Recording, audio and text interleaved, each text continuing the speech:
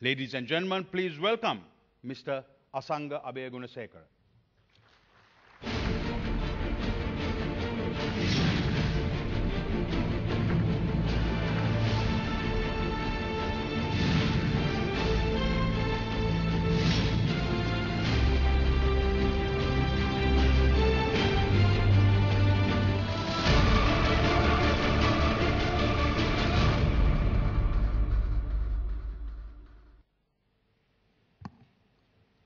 Dr. Subramaniam Swami, Excellencies, Gotabaya Rajapaksa, Secretary Defense and Urban Development, Commander of the Army, distinguished guests, ladies and gentlemen.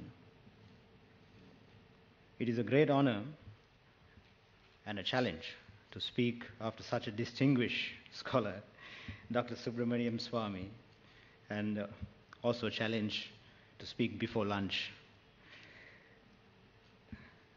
I admired your speech, Dr. Swami, and one of the points you mentioned on the DNA and how common we are, Sinhalese, Tamils, Dravidians, Aryans. One of the scholars that I know, Professor Janet Wing of the Carnegie Mellon University, she sequenced the DNA of the Human Genome Project, and she found out that 99.9% we are all equal. And this is the factor that a lot of people can't understand. And most of our lives, about 90% of our lives, we speak about the differences, not about the common values. So let me congratulate the chief architect of this seminar, Gotabaya Rajapaksa, Secretary Defense and Urban Development, and General Ratnayaka, Commander of Sri Lanka Army, and the rest of the organizers for conducting this seminar for the last 4 years. It has been a very successful seminar, bringing in diverse ideas from military and non-military panelists from around the world. I thank the organizers for inviting me to speak on Sri Lanka's role in security of Asia in general and region in particular. I would also like to remind and appreciate the valiant effort and courage of members of armed forces in eradicating terrorism from this nation. Without this sort of conference would have never happened.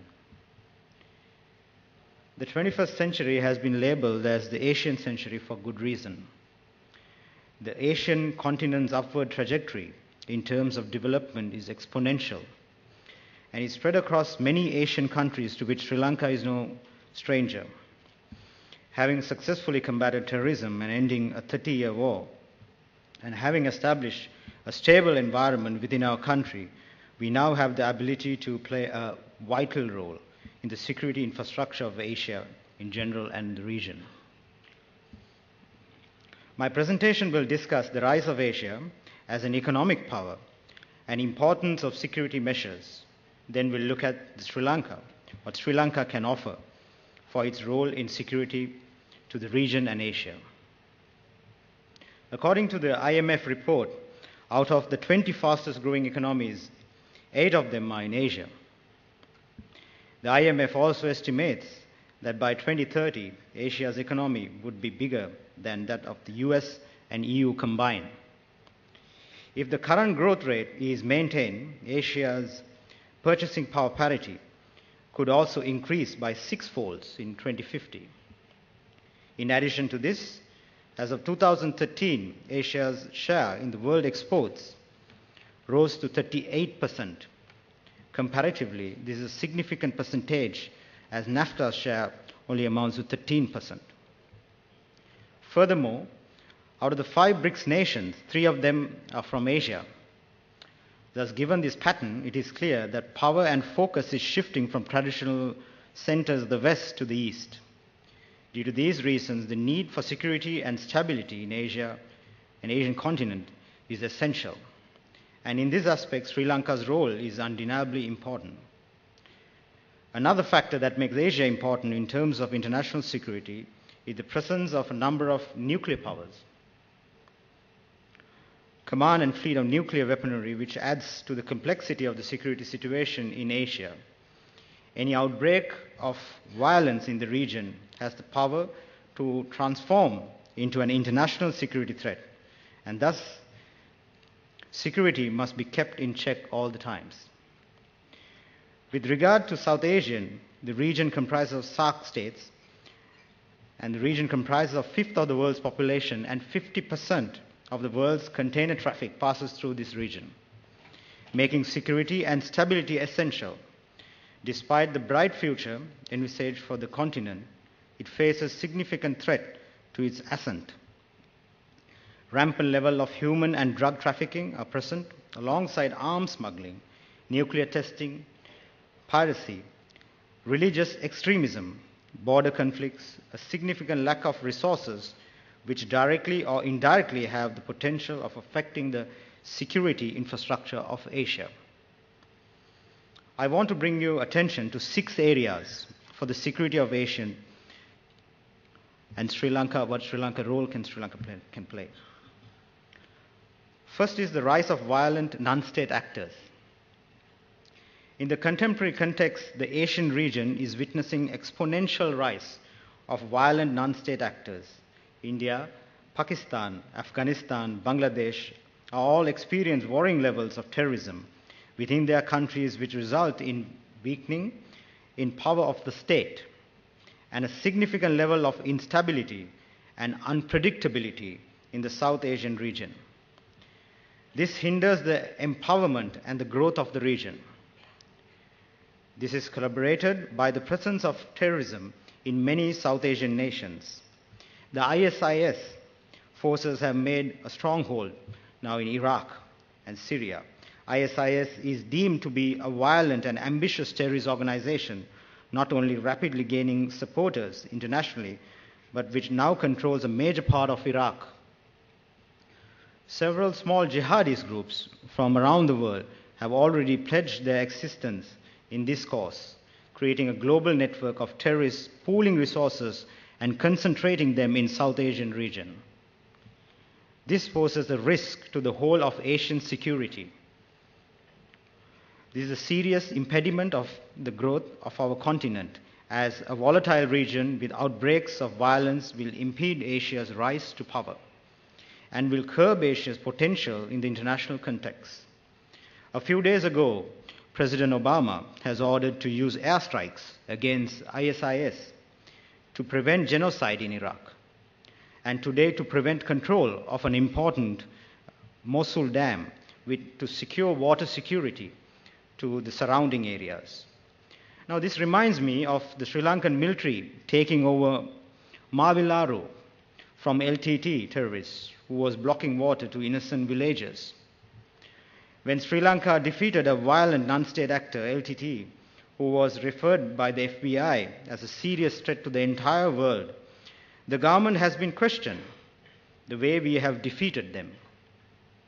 Our Excellency the President, Mahinda Rajapaksa, was the only president, when looking back with the past leaders who ruled the country, to take a firm decision to completely eradicate the terrorist threat from our nation, a decision that has made him popular and also unpopular. Certain double standards adopted by some nations when fighting terrorism could create a further security threats. This was highlighted by yesterday's speaker, Mr. Patrick Kugiel. There is a re-emergence of Taliban and Al-Qaeda threat for this region. For this, Sri Lanka can play a role to strengthen counter-terrorism mechanism for the region and the countries. The second point I want to mention is the weak institutions, which will create a serious security issue. This was also highlighted by Dr. Subhachandran yesterday. Among the many areas such as poverty, inequality, fighting terrorism, a significant threat to our political stability and peace is the presence of weak institutions within our countries. The corruption of public institutions is a phenomenon that must be overcome. The South Asian region is known for its rampant level of corruption and lack of transparency, all of which leads to weak institutions. Based on Transparency International scoring, we have South Asian nations are distributed in below 50 zone, except for Bhutan. This is an alarming statistic, as corruption is possibly the biggest impediment to social justice and development. It also plays a large role in security of a nation, as a corrupt environment will weaken institutions and will create unrest and violence. To strengthen institutions, we need to improve on good governance. A key area to focus, fighting corruption with tools to empower citizens, is important. Right to Information Act in a greater degree has helped the society to question government authorities of the financial budgets and fight corruption with tools such as I Paid a Bribe, a website to complain and analyze, quantify corrupt institutions and officials, is a good example from India. It's time for the South Asian countries to introduce anti-corruption mechanism in order to introduce transparency in the public institutions. This would grant citizens access to information regarding the running of the country. A few months ago at the World Economic Forum in Manila, I mentioned the importance of strengthening institutions to fight corruption to create a better environment. Now let me give you a small example to fight political corruption. Now we could introduce a mechanism to quantify the asset growth of politicians from one election to another election.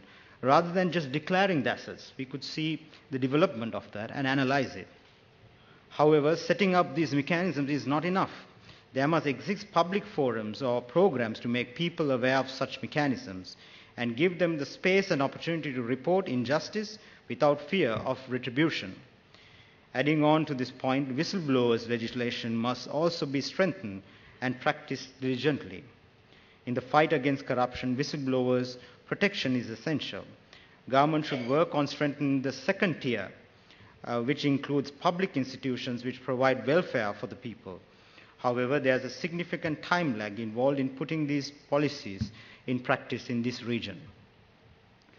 By facilitating good governance, transparency, and accountability on all levels of the country, we automatically strengthen our institutions. This enables us to successfully overcome any subversive threat or other forms of conflict and prevent increased security threats. The third point I want to mention is SARC and fighting terrorism. The recent statement from Prime Minister Modi is commendable. A SARC satellite rather than having individual satellites for nations. Now this is the way forward and right thinking. We need to improve the points of intersection between nations. South Asia also lacks adequate coordination between its member states when it comes to overcoming security threats, especially terrorism. The South Asian region is highly susceptible to violent outbreaks, and this is largely due to lack of strategy between the nations to respond and mitigate violence. Despite the fact that the SARC nations passed the ratified conventions against terrorism, SARC Regional Convention on Suppression of Terrorism and its additional protocol in 1988, there has been no significant drop in terrorism in the region.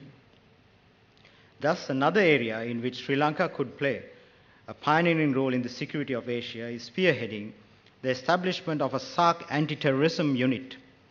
Such a unit is essential in order to provide assistance in terms of logistics, resources, and expertise in governments engaged in war with terrorists. It will be difficult for any single South Asian country to address security issues in isolation, and therefore a cooperative security framework will become increasingly important. Therefore, strengthening SARC anti-terrorism unit will definitely benefit the region. Our President, His Excellency Mahinda Rajapaksa, mentioned a few months ago the importance of fighting terrorism as a region in the BIMSTEC speech. This is commendable. Now let me quote His Excellency. Terrorism wherever in the world, in whatever form or manifestation, is a threat to the collective security of all nations, unquote. Sri Lanka could play a significant role to share their knowledge on combating terrorism on these regional organizations. The fourth point, Sri Lanka's role in MSR, the Maritime Silk Road. Now this was discussed yesterday at length, so I would not take time to explain the role that Sri Lanka can play. But Sri Lanka has a significant role in this MSR, because you can work towards working towards piracy, stopping towards piracy, as well as on terrorism on the MSR route. And this was explained about a month ago in Hong Kong, in a Chinese forum also. But MSR, in my opinion, should not confine to only East and Europe, but also should connect the United States also. So that's my opinion. The fifth point is Sri Lanka to contribute on peacekeeping missions. Sri Lanka also conducts peacekeeping missions in many countries with a total of over 4,000 peacekeeping units presently in countries such as Sudan, South Sudan, Congo, Liberia, and Lebanon, among many others.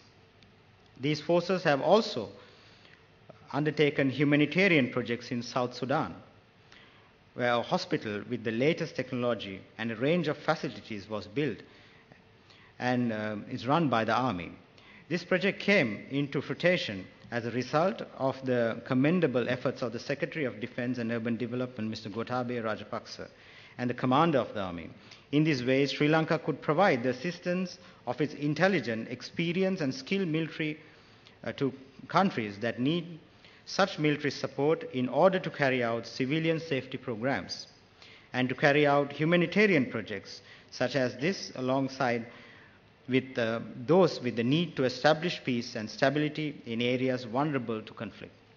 Sri Lanka has already signed a MOU with the United Nations on standby arrangements of United Nations peacekeeping operations. Bangladesh is a good example of having the second highest military and civil forces in the United Nations peacekeeping mission.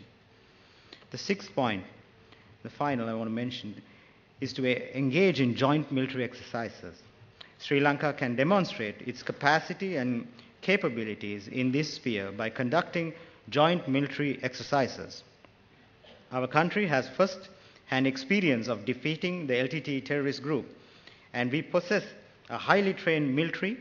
This means we can provide military assistance and conduct military training programs abroad as well. These programs would provide guidance in terms of strategy formulation, as well as in-depth information on defensive and offensive tactics pivotal to combating terrorism.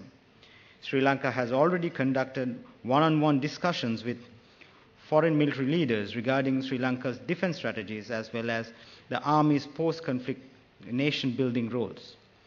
Greater effort must be made into facilitating long-term defense cooperation and thereby be prepared to collectively take action against regional security threats, including natural disasters and interstate conflicts. These 6 points that I mentioned could be looked at very carefully to create a more secure environment. In conclusion, Asia and the region will be a focus area for the next decade, and rising security threat due to its growth and many other factors will be evident. If Sri Lanka engages in sharing its security expertise, the country could play a vigorous role in shaping the security architecture of Asia and the region. It's also important to note all emerging giants should work with the existing powers in harmony without disrupting the international order. A more positive sum game rather than one side is rising and the other side is losing should not be the equation. Many countries need to move away from the nationalistic borders and move towards strengthening regional integration by working towards improving points of intersection between countries. As I always mention in my forum speeches at the World Economic Forum also, a pain of one nation is a pain of another. We are all connected in this modern era. Sri Lanka, as a rising nation, should contribute its capacity to the security of Asia to create a better and a secured world for our future generation. All of us gathered here, 40 nations, we have a small duty to play to create a secured environment. Now let me end with a quotation of Robert F. Kennedy. Few will have the greatness to bend history itself, but each of us can work to change a small portion of events. And in the total of all those acts will be written in the history of the generation. Thank you very much.